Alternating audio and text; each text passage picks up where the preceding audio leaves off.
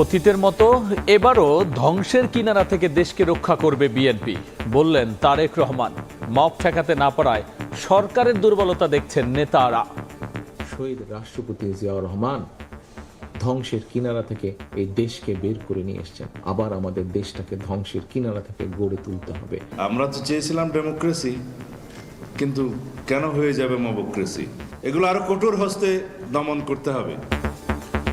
হাদির খুনির বিচার নিয়ে সরকার কেন নীরব, প্রশ্ন জামায়াতের।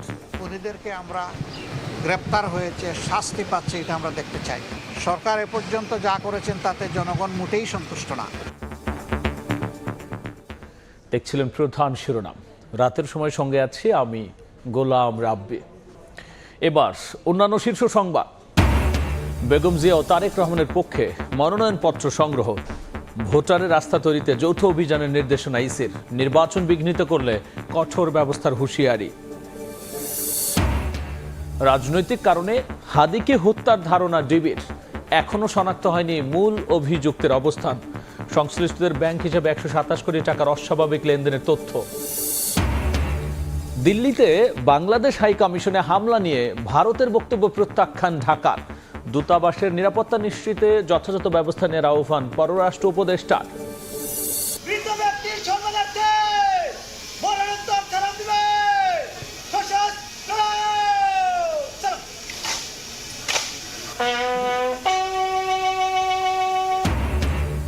হেলিকপ্টারে গ্রামের বাড়িতে সুদানে শহীদ 6 শান্তিরক্ষীর মরদেহ, সামরিক মর্যাদায় হবে দাফন। ঢাকা সেনানিবাসে শেষ বিদায় জানালেন সহকর্মীরা। এবং পৌষের শুরুতেই জেঁকে বসেছে শীত, উত্তরের জনপদে ঘন কুয়াশার কনকনে ঠান্ডায় বিপর্যস্ত জনজীবন। জানুয়ারি শুরুতে শৈত্যপ্রবাহের পূর্বাভাস।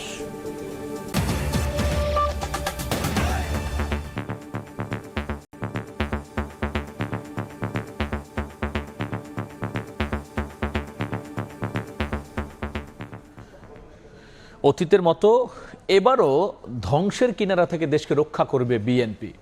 বগুড়ায় জুলাই শহীদ স্মরণে ফ্রি ওয়াইফাই জোনের উদ্বোধনী অনুষ্ঠানে ভার্চুয়ালি যুক্ত হয়ে একথা বলেছেন দলের ভারপ্রাপ্ত চেয়ারম্যান তারেক রহমান। ওসমান হাদি জুলাই ও ৭১-এর শহীদদের সম্মান রক্ষায় সবাইকে শান্তি প্রতিষ্ঠায় কাজ করার আহ্বান তার। জুলাই শহীদদের প্রতি শ্রদ্ধা জানিয়ে বগুড়া শহরের প্রায় 20টি স্থানে রোববার বিকেলে ফ্রি ওয়াইফাই জোন উপহার বিএনপির। যুক্তরাজ্য থেকে ভার্চুয়ালি যুক্ত হয়ে এই কর্মসূচির উদ্বোধন করেন দলের ভারপ্রাপ্ত চেয়ারম্যান তারেক রহমান। সেখানে কাজটা আরো ভালো। বক্তব্যে তারেক রহমান বলেন, বিগত স্বৈরাচার সরকার প্রতিটি সেক্টর ধ্বংস করে দিয়েছে, আর বিএনপি প্রতিটি সংকটে ধ্বংসের হাত থেকে দেশকে রক্ষা করেছে। সামনের দিন ভালো নয় মন্তব্য করে বলেন, কিছু মহল বিভিন্ন স্থানে অরাজকতা সৃষ্টি করছে, এ বিষয়ে সবাইকে সজাগ থাকতে হবে। বিগত স্বৈরাচারের সময় আমরা দেখেছি প্রত্যেকটি সেক্টরকে তারা ধ্বংস করে দিয়ে গেছে। ঠিক আছে, তারা ধ্বংস করেছে। বিএনপি বাংলাদেশ জাতীয়তাবাদী দল ইনশাল্লাহ আবার গড়ে তুলবে। মানুষের শিক্ষা ব্যবস্থা, ভবিষ্যৎ প্রজন্মের শিক্ষা ব্যবস্থা আমরা ধীরে ধীরে করে গড়ে তুলব।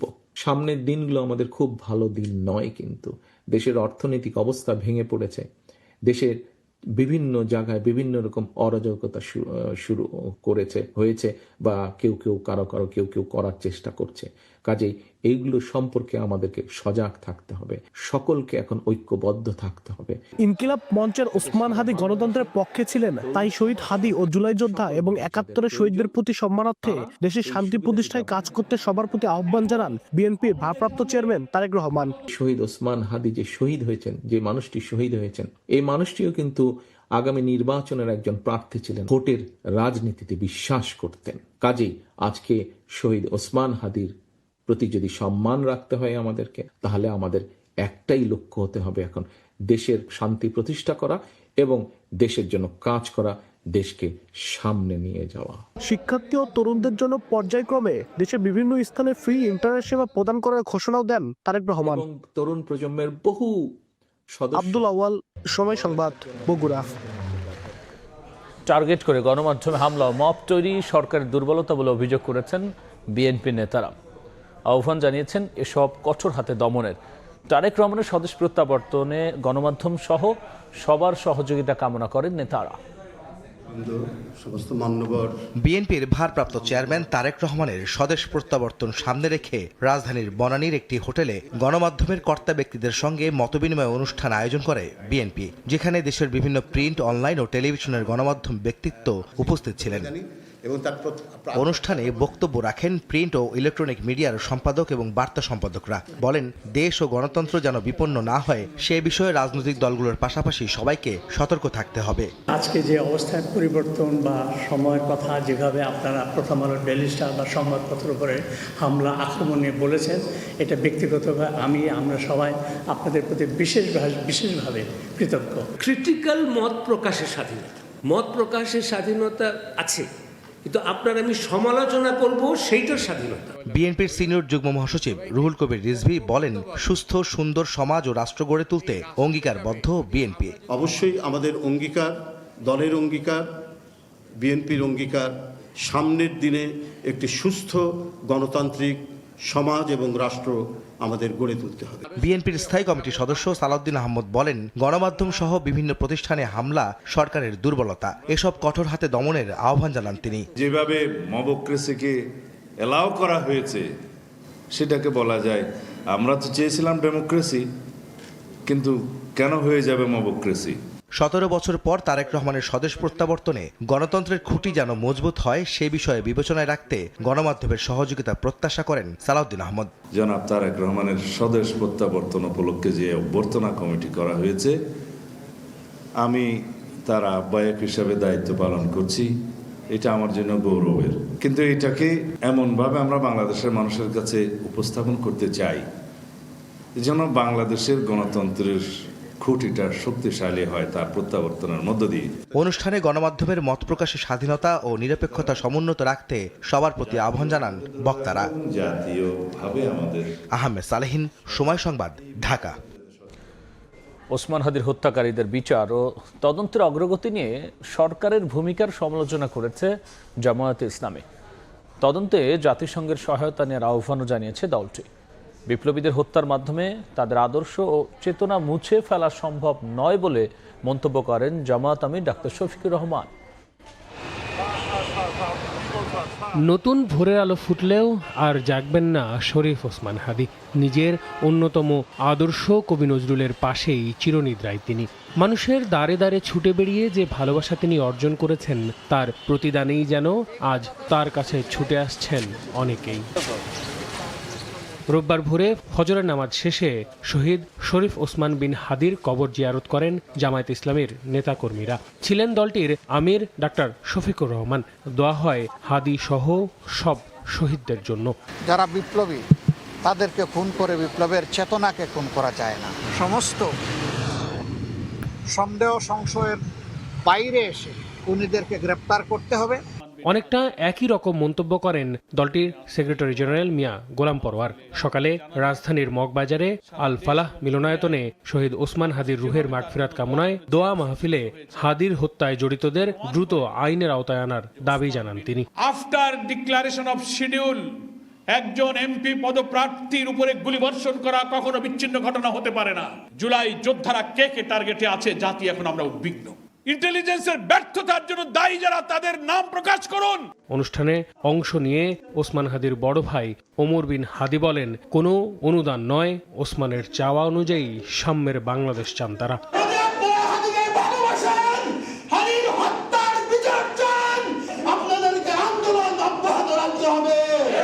আল আমিন তুষার, সময় সংবাদ, ঢাকা।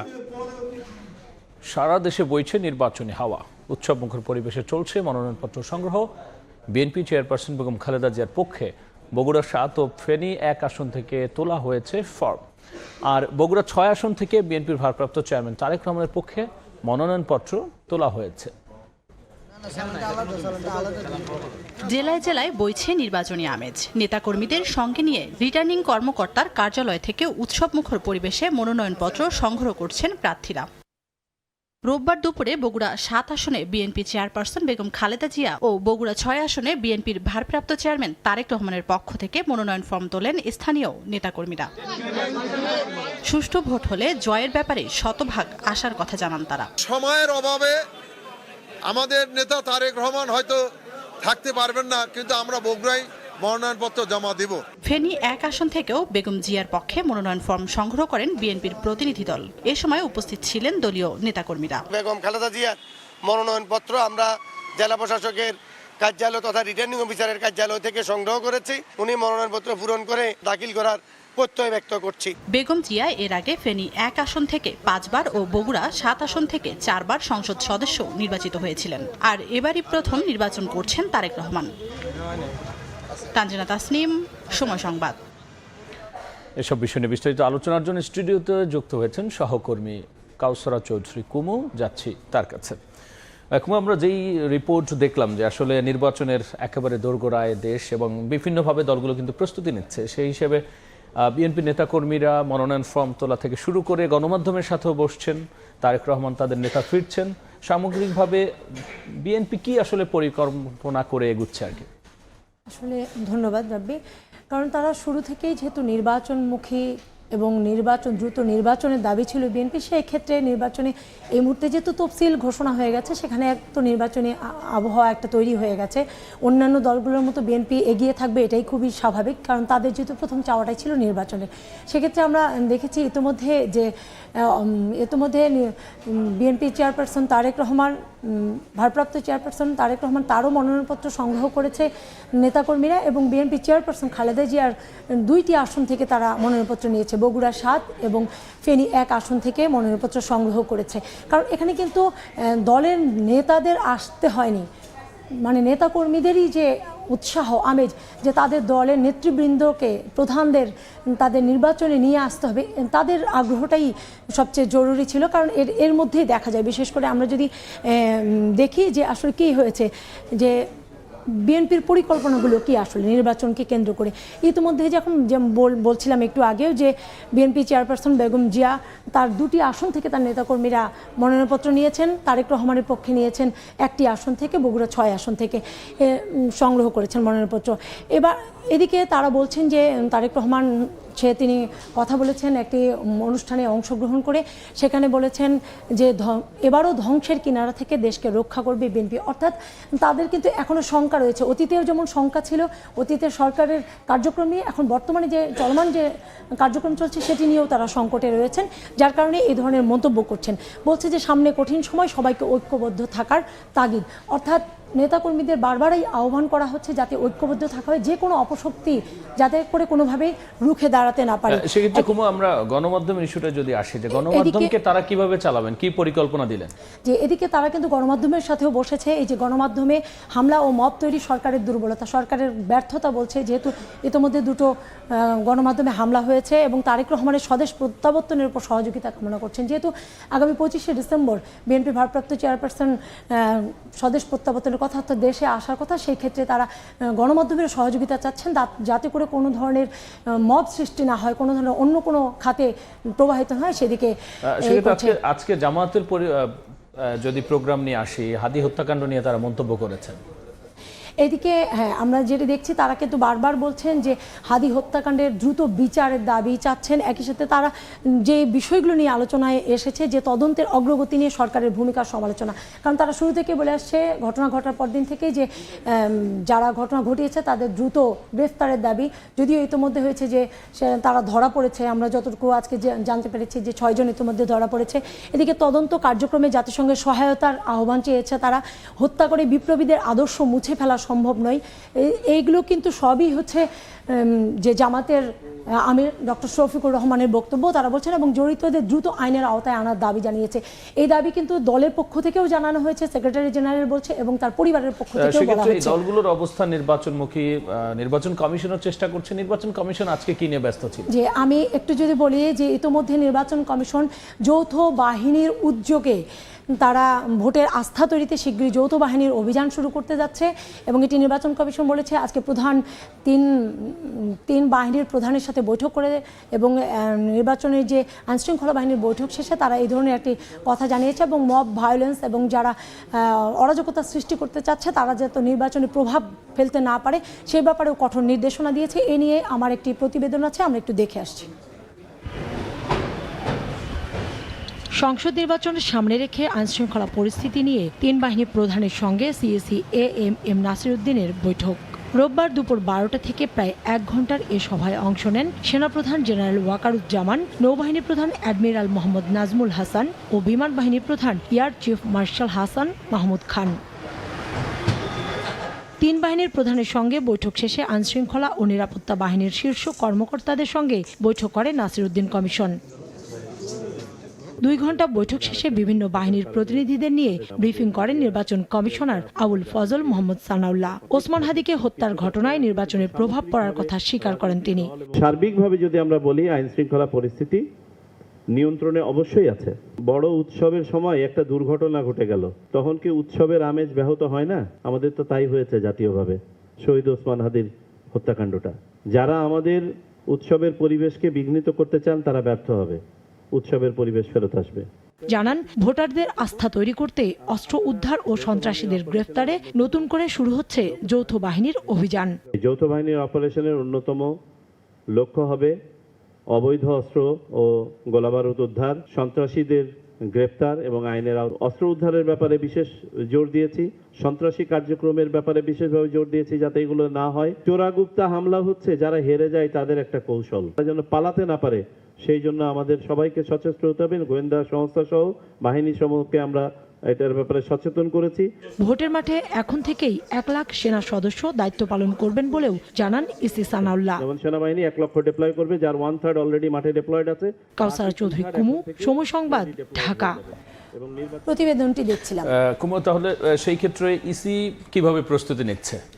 ইসি প্রস্তুতি নিচ্ছে কারণ তফসিলের পরেই যেহেতু পরদিনই হাদির এই হত্যাকাণ্ডের ঘটনা ঘটে এবং সেই ক্ষেত্রে নির্বাচন কমিশন তার 2 দিন পরেই আইনশৃঙ্খলা বাহিনীর সাথে জরুরি বৈঠক করে এবং আজকে আমরা যেটা দেখেছি যে 3 বাহিনীর প্রধানের সাথে প্রধান নির্বাচন কমিশন বসেছিলেন, প্রধান নির্বাচন কমিশনার, এবং সেখানেও কিছু নির্দেশনা এসেছে। কিছুক্ষণ পরেই যে আবারও তারা আইনশৃঙ্খলা বাহিনীর সাথে বৈঠক করেছে। তাদের মূল উদ্দেশ্য যেটি, যে ভোটাররা যাতে নির্বিঘ্নে ভোট কেন্দ্রে আসতে পারে, তাদের ভোটের প্রতি যে আস্থা, সেই আস্থা ফিরিয়ে আনতে, সন্ত্রাস যারা হচ্ছে কোনোভাবে সন্ত্রাস মোকাবেলা করতে পারে, সন্ত্রাসরা যাতে কোনোভাবে সমস্যা সৃষ্টি না করতে পারে এবং হামলা ও মবে জড়িতদের বিরুদ্ধে ব্যবস্থা নেওয়ার নির্দেশ বলছে যৌথ বাহিনীর অভিযানের কথা বলছিলাম।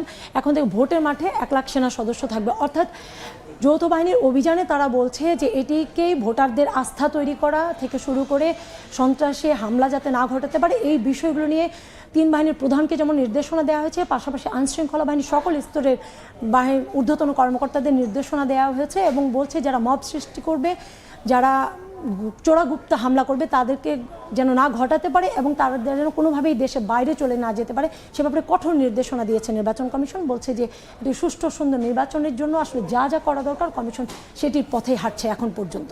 খুব অসংখ্য ধন্যবাদ আলোচনায় যুক্ত হওয়ার জন্য। ধন্যবাদ। সামনের জাতীয় নির্বাচন নিয়ে দলগুলোর পরিকল্পনা এবং তাদের যে প্রস্তুতি, একই সাথে নির্বাচন কমিশন যেভাবে এগুচ্ছে, সব বিষয় নিয়ে আলোচনার জন্য স্টুডিওতে যুক্ত হয়েছিলেন সহকর্মী কাউসারা চৌধুরী কুমু। রাতের সময়ে আরও থাকছে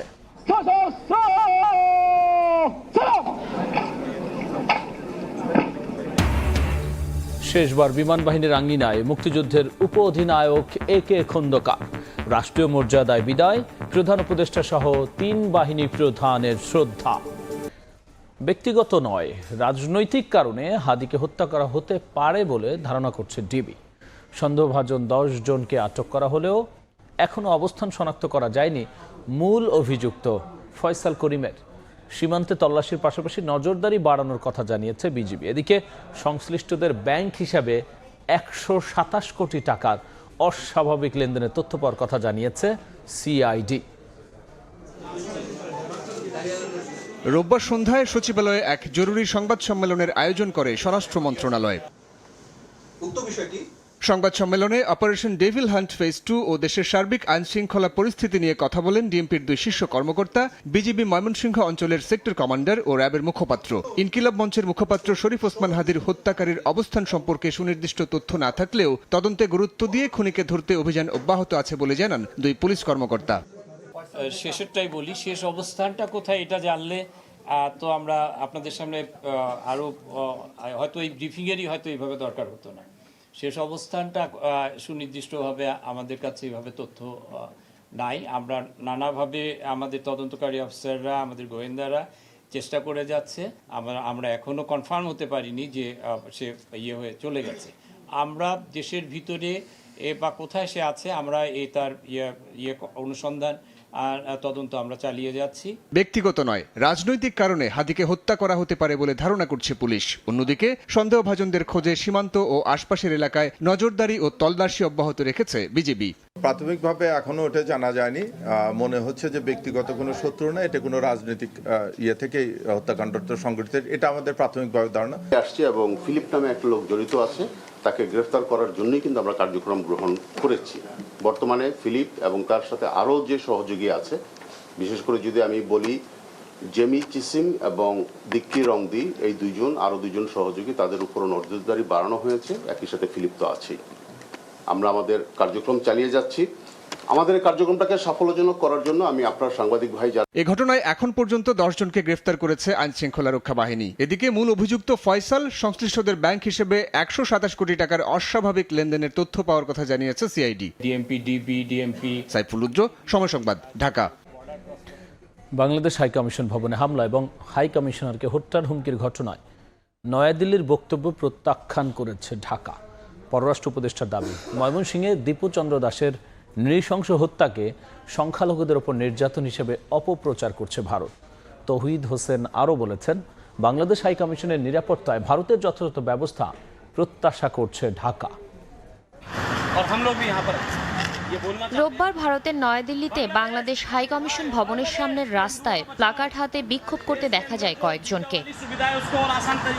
এর আগে ময়মনসিংহে দীপুচন্দ্র দাসের নৃশংস হত্যার প্রতিবাদে শনিবার রাতে বিক্ষোভ করে দেশটির হিন্দুত্ববাদী সংগঠন। পররাষ্ট্র উপদেষ্টা জানান, ওই সময় দূতাবাসে হামলা এবং হাই কমিশনারকে হত্যার হুমকি দেওয়া হয়। তবে ভারতের পররাষ্ট্র মন্ত্রণালয়ের দাবি, নিরাপত্তা বেষ্টনী ভাঙা বা নিরাপত্তাজনিত পরিস্থিতি তৈরি হয়নি। এর কয়েক ঘন্টা পর নয়াদিল্লির বক্তব্য প্রত্যাখ্যান করে পররাষ্ট্র উপদেষ্টা তৌহিদ হোসেন জানান, ময়মনসিংহে খুনের ঘটনাকে ভারতের সংখ্যালঘুদের উপর নির্যাতন হিসেবে দেখা একদমই ঠিক নয়। সম্পূর্ণভাবে আমরা প্রত্যাখ্যান করি। হিন্দু চরমপন্থী সংগঠনের 25 বা 30 জনের একটা দল এত দূর পর্যন্ত আসতে পারবে কেন একটা স্যানিটাইজড এলাকার মধ্যে? আমাদের পত্রপত্রিকায় যে রিপোর্টটা আসছে সেটাকে যে তারা বলছে যে মিসলিডিং, এটাও সত্য না। আমার কাছে প্রমাণ নেই যে তাকে হত্যার হুমকি দিয়েছে, কিন্তু আমরা এটাও শুনেছি যে তাকে হত্যার হুমকি দেওয়া হয়েছে। একজন বাংলাদেশি নাগরিক নৃশংসভাবে খুন হয়েছে। এটার সাথে মাইনরিটিজের নিরাপত্তাকে একসাথে করে ফেলার কোনো মানে হয় না। অবিলম্বে বাংলাদেশের ব্যাপারে অ্যাকশন নিয়েছে। ইতিমধ্যে আপনারা জানেন যে বেশ কিছু অ্যারেস্ট করা হয়েছে। বাংলাদেশ হাই কমিশনের নিরাপত্তায় ভারত যথাযথ ব্যবস্থা নেবে বলেও আশা উপদেষ্টার। যোগাযোগ কিন্তু আছে এবং আমরা যেটাকে বলার সেটা বলি, তার প্রেক্ষিতেই এই যে প্রেস নোট এসেছে, যে কারণে আমাদেরকেও এখন এটা একইভাবে ওপেনলি যেতে হচ্ছে। আমরা এখনো ভরসা রাখছি যে ভারত যথাযথ নিরাপত্তা ব্যবস্থা নেবে। ওসমান হাদি হত্যার প্রতিবাদে চট্টগ্রাম, খুলনা, রাজশাহীতে ভারতীয় সহকারী হাই কমিশনে একদল লোক অবস্থান নেওয়ার চেষ্টা করলে ছত্রভঙ্গ করে দেয় পুলিশ। গত সপ্তাহে কূটনীতিকদের পাল্টাপাল্টি তলবও করে দুই দেশ। শাতিলা শারমিন, সময় সংবাদ, ঢাকা। নিজ গ্রামে চিরনিদ্রায় শায়িত হলেন সুদানের শহীদ 6 সেনা শান্তিরক্ষী। সকালে ঢাকা সেনানিবাসে জানাজার পর হেলিকপ্টারে নিজ এলাকায় নেওয়া হয় তাদের মরদেহ। বিকেলে জানাজা শেষে তাদের দাফন করা হয়। এ সময় স্বজনের আর্তনাদে ভারী হয়ে ওঠে চারপাশ। দুপুরে সামরিক হেলিকপ্টারে করে নিজ নিজ এলাকায় নেওয়া হয় সুদানে জাতিসংঘের শান্তিরক্ষা মিশনে শহীদ 6 সেনা সদস্যের মরদেহ। সেখান থেকে ফ্রিজিং ভ্যানে করে নেওয়া হয় গ্রামের বাড়ি। এ সময় কান্নায় ভেঙে পড়েন স্বজনরা। প্রিয়জন হারিয়ে শোকে বিহ্বল স্বজনরা। শেষবার দেখতে অনেকে ছুটে আসেন দূর থেকে। বাদাসুর জানাজায় অংশ নেন সর্বস্তরের মানুষ। ফ্যামিলিতে মনে করো চলার মতো তার মনে করেন যে কোনো একটা যে সম্পদ সেরকম নাই। সেনাবাহিনী সহ অন্য দপ্তরের পক্ষ থেকে শহীদদের দেওয়া হয় গার্ড অফ অনার। সন্ধ্যার আগে দাফন সম্পন্ন হয় শহীদ সেনা সদস্যদের। ব্যক্তিগত জীবনে তিনি অত্যন্ত বিনয়ী, কর্মঠ এবং সদালাপী ছিলেন। আমরা তার বিধি আত্মার মাগফিরাত কামনা করছি। তার এই মৃত্যুতে আমরা গভীরভাবে শোকাহত। এর আগে সকালে ঢাকা সেনানিবাসের কেন্দ্রীয় মসজিদে শহীদ 6 শান্তিরক্ষীর জানাজা অনুষ্ঠিত হয়। অংশ নেন 3 বাহিনীর প্রধান সহ ঊর্ধ্বতন সামরিক ও বেসামরিক কর্মকর্তা। রাষ্ট্রপতি ও প্রধান উপদেষ্টার পক্ষ থেকে শহীদদের কফিনে ফুলের শ্রদ্ধা ও রাষ্ট্রীয় সম্মাননা দেওয়া হয়। জাতিসংঘের প্রতিনিধি শহীদ পরিবারের হাতে স্মারক হিসাবে তুলে দেন জাতিসংঘের পতাকা। তানজিনা তাসনিম, সময় সংবাদ। রাতের সময়ে আরও থাকছে। তোষাখানা মামলায় 17 বছরের কারাদণ্ডের প্রতিবাদে পাকিস্তান জুড়ে আন্দোলনের ডাক ইমরান খানের। ইসলামাবাদ হাইকোর্টে রায়কে চ্যালেঞ্জ করার ঘোষণা। রাষ্ট্রীয় মর্যাদায় শেষ বিদায় জানানো হলো মহান মুক্তিযুদ্ধের উপ অধিনায়ক বীরুত্তম এয়ার ভাইস মার্শাল অবসরপ্রাপ্ত একে খন্দকারকে। বিমান বাহিনীর ঘাঁটি বাসারে দেশের প্রথম বিমান বাহিনী প্রধানের জানাজা নামাজে প্রধান উপদেষ্টা সহ উপদেষ্টা পরিষদের সদস্যরা অংশ নেন। প্রথমে রাষ্ট্রপতি মোহাম্মদ শাহাবুদ্দিনের পক্ষে বীরুত্তম একে খন্দকারের মরদেহ শ্রদ্ধা নিবেদন করেন তার সামরিক সচিব। পরে সম্মান জানান প্রধান উপদেষ্টা ডক্টর মোহাম্মদ ইউনূস। পরে একে একে 3 বাহিনীর প্রধান শ্রদ্ধা নিবেদন করেন।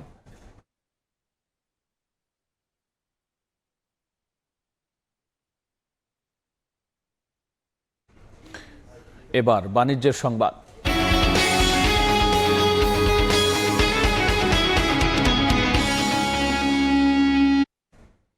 রেলের ইঞ্জিন সংকটে বিপর্যয়ের মুখে পড়তে যাচ্ছে ঢাকা চট্টগ্রাম রুটের কন্টেইনার পরিবহন।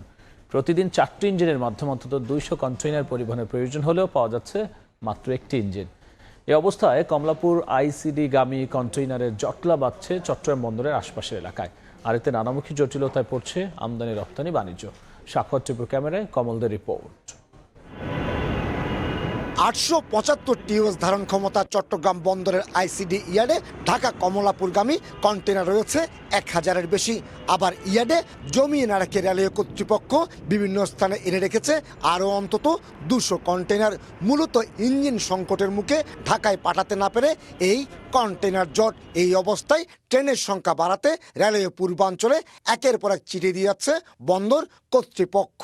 শুধুমাত্র পরিবহন জটিলতার কারণে, সংকটের কারণে আমদানিকারকরা যথাসময়ে তাদের কন্টেইনারটা ডেলিভারি নিতে পারে না। চট্টগ্রাম বন্দরের ইয়ার্ডে ঢাকা আইসিডিগামী কন্টেনার রাখার ধারণ সক্ষমতা অতিক্রম করায় অন্তত 200 কন্টেনার এনে রাখা হচ্ছে সিজিপিওয়াই সহ উন্মুক্ত স্থানে। এর ফলে আমদানি রপ্তানি পণ্যের যেমন নিরাপত্তা বিঘ্নিত হচ্ছে, ঠিক তেমনি প্রকৃত সময়ে পণ্য বুঝে পাচ্ছেন না আমদানিকারকরা। এভাবে যদি ক্রমান্বয়ে কমতে থাকে তাহলে কিন্তু আমাদের যারা এক্সপোর্ট এবং ইম্পোর্ট ঢাকা চিটং করে থাকি সেটা কিন্তু অনেকাংশে হ্রাস পাবে এবং যে আমাদের খরচও বৃদ্ধি পাবে। এমনিতে বহরে প্রয়োজনীয় ইঞ্জিন না থাকায় যাত্রীবাহী ট্রেন চালাতে হিমশিম খাচ্ছে রেলওয়ে পূর্বাঞ্চল। তার সঙ্গে নতুন করে যুক্ত হচ্ছে কন্টেনার এবং জ্বালানি তেলবাহী ট্রেন চালাতে অতিরিক্ত ইঞ্জিনের চাহিদা। তুলনামূলক যে কোনো সময়ের চেয়ে এখন কন্টেনার ফ্লোটা বেশি, সেই তুলনায় আমাদের ইঞ্জিন সরবরাহটা সেই হারে বাড়ে নাই। আইসিডিগামী 500 থেকে 700 কন্টেনার নিয়ে আরও কয়েকটি জাহাজ চট্টগ্রাম বন্দরে প্রবেশের অপেক্ষায় রয়েছে। কমল দে, সময় সংবাদ, চট্টগ্রাম। আন্দোলনের মুখে পদত্যাগ করেছেন রাজশাহী বিশ্ববিদ্যালয়ের 6 ডিন। বিষয়টি নিশ্চিত করে রেজিস্ট্রার জানান, সন্ধ্যায় উপাচার্যের সঙ্গে বৈঠক শেষে পদত্যাগপত্র জমা দিয়েছেন তারা। এর আগে আওয়ামী লীগপন্থী দাবি করে 6 ডিনের পদত্যাগ দাবি করে ফেসবুক পেজে স্ট্যাটাস দেন রাকসুর সাধারণ সম্পাদক সালাউদ্দিন আম্মার। দুপুরে রেজিস্ট্রার দপ্তরে তালা দেন বিক্ষুব্ধ শিক্ষার্থীরা। শুধু ডিনদের নয়, ফ্যাসিবাদের দোষর হিসেবে চিহ্নিত অন্যান্য শিক্ষক কর্মকর্তা কর্মচারীদের আগামী 3 দিনের মধ্যে তালিকা প্রকাশ করে তাদের বিরুদ্ধে ব্যবস্থা নেয়ার ঘোষণা দিয়েছেন তারা।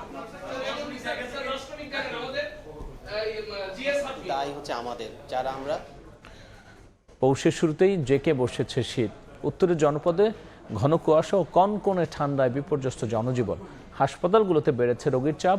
সর্বনিম্ন তাপমাত্রা রেকর্ড করা হয়েছে কুড়িগ্রামের রাজারহাটে 12 ডিগ্রি সেলসিয়াস। বছরের শুরুতে শৈত্যপ্রবাহের পূর্বাভাস দিয়েছে আবহাওয়া অফিস। রাতভর কনকনে বাতাস, কুয়াশা ঢাকা পথঘাট, অনেক বেলা পর্যন্ত নেই সূর্যের দেখা, বেড়েছে শীতের তীব্রতা। দিনের বেলাতেও সড়কে হেডলাইট জ্বালিয়ে চলাচল করছে যানবাহন। ঠান্ডায় সবচেয়ে বেশি বিপাকে দিনমজুর, রিকশা চালক ও ছিন্নমূল মানুষেরা। ঠান্ডা থেকে বাঁচতে কেউ কেউ রাস্তার পাশে খড়কুটো জ্বালিয়ে শরীর গরম রাখার চেষ্টা করেন। প্রতিদিনে ঠান্ডা এরকমই থাকে আর কি, বেশ কয়েকদিন থেকে। খুব ঠান্ডা ভাই, সূর্য বাইরে থেকে দেখা যাচ্ছে না, বাসায় বসে থাকা তো যাবে না, গরিব মানুষ বাইরে হয়েছে আর কি। আবহাওয়া অফিস বলছে নতুন বছরের শুরুতে তাপমাত্রা কমে গিয়ে শৈত্যপ্রবাহ শুরু হবে। আকাশে হালকা মেঘ দেখা দিয়েছে, এই মেঘের কারণেই মূলত তাপমাত্রার পারদ 12 থেকে 14 ডিগ্রি ঘরে অবস্থান করছে। এই মাসের শেষের দিকে মৃদু থেকে মাঝারি ধরনের শৈত্যপ্রবাহ বয়ে যেতে পারে। তো এই টেম্পারেচার কমার টেন্ডেন্সিটা যদি অব্যাহত থাকে অথবা দেখা যাবে শেষের দিকে একটা শৈত্যপ্রবাহ আমরা পেতে পারি। এদিকে শীতের তীব্রতায় হাসপাতালে বাড়ছে নিউমোনিয়া, ডায়রিয়া সহ নানা ঠান্ডাজনিত রোগীর সংখ্যা। আক্রান্তদের মধ্যে শিশুই বেশি। অভিভাবকদের সচেতন হবার পরামর্শ চিকিৎসকদের। বাচ্চাদের ঠান্ডা না লাগে সেদিকে খেয়াল রাখতে হবে, মানে মোটা শীতের কাপড় চোপড় পরাতে হবে, বাচ্চাদের সবসময় পরিষ্কার পরিচ্ছন্ন করে রাখতে হবে। যারা 6 মাসের নিচের বাচ্চারা তারা বুকে দুধ খাওয়াবেন, বুকে দুধের বাইরে কোনো কিছু খাওয়ানোর দরকার নেই। বর্তমানে চুয়াডাঙ্গা সদর হাসপাতালে চিকিৎসাধীন 140 জন রোগী। তানজিল হাসনাত, সময় সংবাদ। তোষাখানা মামলায় 17 বছরের কারাদণ্ডের রায়ের প্রতিবাদে দেশ জুড়ে গণ আন্দোলনের ডাক দিয়েছেন পাকিস্তানের সাবেক প্রধানমন্ত্রী ইমরান খান। একই সঙ্গে রায়কে চ্যালেঞ্জ করার ঘোষণা দিয়েছেন পাকিস্তান তেহরিক ইনসাফের প্রতিষ্ঠাতা। শনিবার পাকিস্তানের বিশেষ আদালত ইমরান ও তার স্ত্রী বুশরা বিবিকে কারাদণ্ড দেন। কারাগারে থাকা ইমরান খানের সঙ্গে কথোপকথনের বিবরণ প্রকাশ করেন তার আইনজীবী। সেখানে খাইবার পাখতুনখাওয়ার মুখ্যমন্ত্রীকে আন্দোলনের প্রস্তুতি নিতে বার্তা পাঠানোর কথা জানিয়েছেন ইমরান। সংকট জটিলতা কাটিয়ে অবশেষে দেশে ফিরে গেছে আর্জেন্টিনা থেকে লাতিন বাংলা সুপার কাপ খেলতে আসা ক্লাব অ্যাথলেটিকো চার্লন। টুর্নামেন্ট খেলতে এসে চরম ভোগান্তিতে পড়ল বাংলাদেশ নিয়ে কোনো আক্ষেপ নেই ফুটবলারদের। সমর্থকদের ভালোবাসায় মুগ্ধ হয়েছেন, সুযোগ পেলে আবারও আসতে চান এই দেশে। এদিকে বিমানের টিকিটের সিংহভাগ অর্থ এখনও পরিশোধ করতে পারেননি আয়োজকরা। পাওনা না পেয়ে অস্তিত্ব সংকটে টিকিটের সঙ্গে যুক্ত থাকা ট্রাভেল এজেন্সির।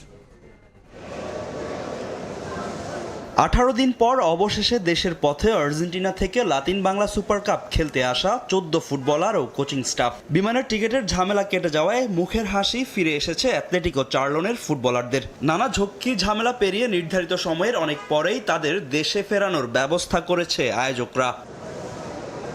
তবে লাতিন বাংলা সুপার কাপ খেলতে এসে তিক্ত অভিজ্ঞতার মুখে পড়তে হয়েছে আর্জেন্টিনা থেকে আসা ফুটবলারদের। তবে অব্যবস্থাপনা সত্ত্বেও বাংলাদেশের সমর্থকদের ভালোবাসায় মুগ্ধ তারা। দেশে ফিরতে পেরে দলের সবাই খুশি। এখানে অনেক অব্যবস্থাপনা হয়েছে তা বলতে চাই না।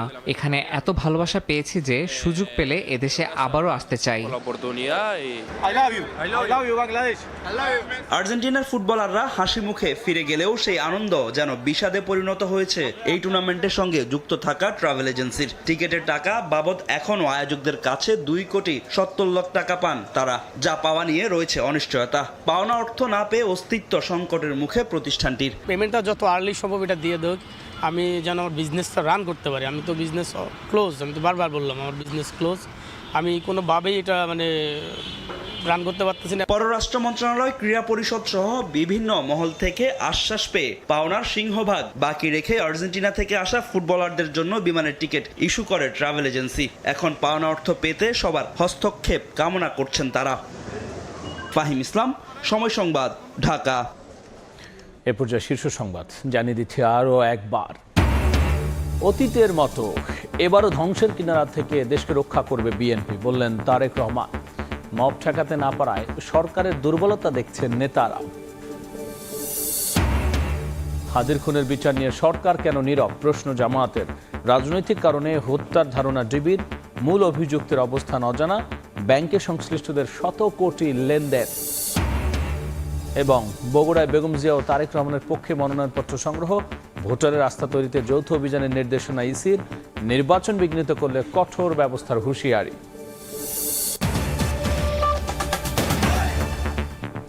এই ছিল রাতের সময়। এরপর দেখবেন সম্পাদকীয়। সঙ্গেই থাকুন সময়।